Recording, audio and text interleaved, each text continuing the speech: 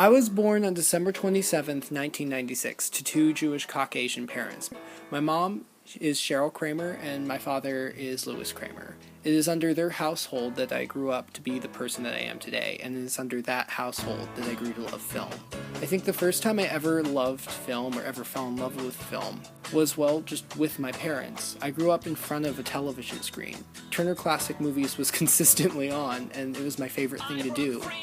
People like Audrey Hepburn, Bob Hope, and Wes Anderson, these were the people that I grew up with. These were the people that, well, they weren't with me, were with me on the screen. I loved movies. They portrayed stories and people that I could never meet and took me to places that I had never gone. I wanted to be like the people I saw on the screen. I wanted to be creative. In many ways, I always wanted to be an animator as a kid because I thought animation would give me unlimited freedom to create. If you can draw anything, you can make anything. If you could hand draw a picture and make it move, you create a new reality.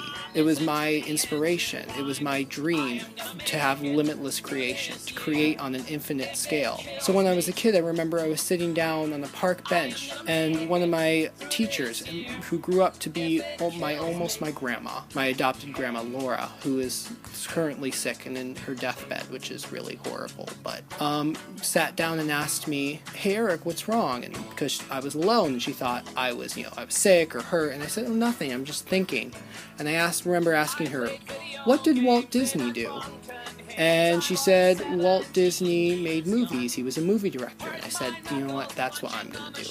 I'm going to be a movie director." And little did I know that that would be the start of my lifetime infatuation with film. In fact, Walt Disney was my inspiration for a long time, until I discovered he was anti-Semitic and racist, and then my inspirations conveniently changed. But until then, he was a really big part of my life. But even before film took a role in my life, I still was a very creative kid. I remember when I was really young, I used to always play with toys and build things. I would build miniature cities like the one you're seeing now, except smaller, because I'm not tall back then. And I would do things like this. I had very little ways to communicate what I wanted to do, and to me that was okay, but to other kids, that wasn't. I remember the first year I went to elementary school, I was picked on, and the next year, and the next year, and the next year. And as a kid, you don't really realize it's not you, and you take it personally. And I felt ashamed of myself all the way up till middle school. And it didn't help when I realized something that's very hard to realize, which was I was gay. It was 7th grade when I really started to understand this and really communicate it, and for the most part I felt ashamed. I felt there was something wrong and I didn't know what. But it's the worst thing in the world is not to hate someone, but to hate yourself, to look and feel like you are lesser for no other reason other than you're born that way. And that really affected me and hurt me. Luckily, a lot of my friends supported me and my parents supported me. And because of that, I started to stop seeing myself as weird and more of an individual. And I think that's really important, self-identification. I feel like it's a job for all of us to really try and find depth in our own lives and see who we are. And I think, well, being picked on during my childhood, it allowed me to discover myself as a new person and be the person I want to be. This new attitude towards life has really changed me in my high school years. Freshman year was one of the best years of my life, and I loved it because I was with a lot of supporting friends, and that was the year I came out to everyone. That was the year people started to see me for me, if they ever will, because I feel I'm very complicated, but so is everyone. But not all of my high school years have been great. My family life over the last 4 years has rapidly deteriorated. My parents aren't bad people, nor are they bad parents necessarily, but I was born to two people I really should not be living with, and it's really unhealthy for us to live with. Over the last 4 years, I've gotten in extreme fights and extreme altercations with my parents, and it got to the point where I gained serious chronic depression. You just wake up one morning and you feel weird and you don't know what you feel, and you try and feel emotions and happiness and sadness and all these indescribable emotions that make up everyone's day, that make up who you are as a person. And there isn't sadness there, there's just nothing. And I think that is what I have been trying to get to and will consistently strive to get, which is emotion, to feel real and genuine and happiness. And I couldn't feel that with my own parents because I was so hurt by them. And I don't even really honestly want to tell you or talk about it. It got to the point where I wouldn't let my parents touch me.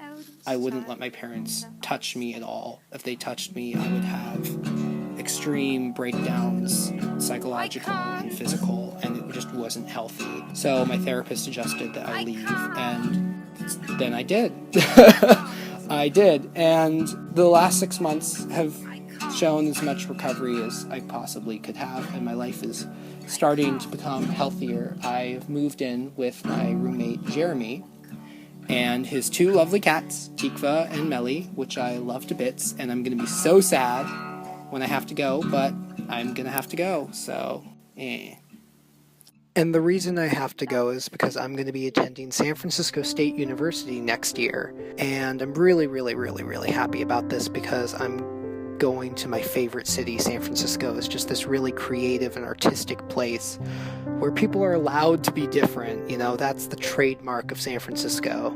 And also, after 4 years of getting my BA at SFSU, I plan on going to work at a small-time movie studio in Los Angeles or up in Portland. And from there, I plan to start my film career, and the goal is to get an Academy Award in something. So my future, I honestly can't speak much on because it hasn't happened. But I dream, and I'm never going to stop dreaming. And the dreams I've had since I was a kid, I probably will always have. And no matter what gets in my way, I will not stop. I just won't. Because I guess that is me. You know, I won't be happy unless I'm creating things. I think the goal in the end really is to be as much a part of film as film is part of me. Here's to my chances.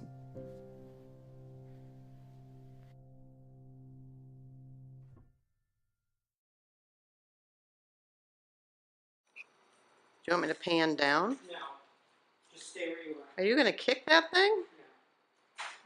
No.